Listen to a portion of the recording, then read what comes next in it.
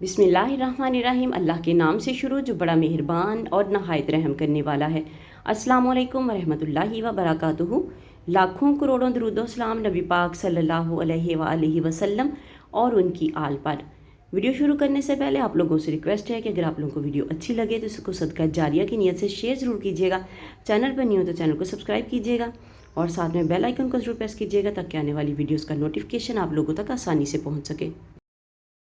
जैसा आप चाहोगे वैसा ही होगा। 321 बार पढ़ें, नामुमकिन हाजत भी मुमकिन हो जाएगी इंशाअल्लाह ताला। अगर मेरे अल्लाह ताला ने चाहा तो आपकी दुआ ज़रूर पूरी होगी, आपकी हाजत जो है वो ज़रूर अल्लाह ताला पूरी करेंगे। लेकिन आपने खुशू खुजू के साथ इस वजीफ़े को करना है। बहुत ही आसान वजीफ़ा है। वजीफ़ा ये है कि अगर आपकी कोई ख्वाहिश पूरी ना हो और आपकी ख्वाहिश जायज़ हो तो आप उसके लिए इस वजीफ़े को कर सकते हैं। सबसे पहले आपने क्या करना है कि नमाज की पाबंदी लाजमी करें, अपने गुनाहों की अल्लाह ताला से माफ़ी मांगें, तौबा इस्तिग़फ़ार करें और उसके बाद आपने 321 बार या ज़ुल जलाली वल इकराम पढ़कर अल्लाह ताला से दुआ करनी है। हस्ब तौफ़ीक़ कोई मीठी चीज़ बच्चों को तकसीम कर दें।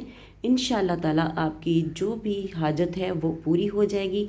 अल्लाह ताला के फ़ज़लो करम से आपकी तमाम मुश्किलें हाजतें पूरी होंगी। ज़रूर दोबारा सुन लें, आपने 321 बार पढ़ना है या ज़ुल जलाली वल इकराम, या ज़ुल जलाली वल इकराम, या ज़ुल जलाली वल इकराम।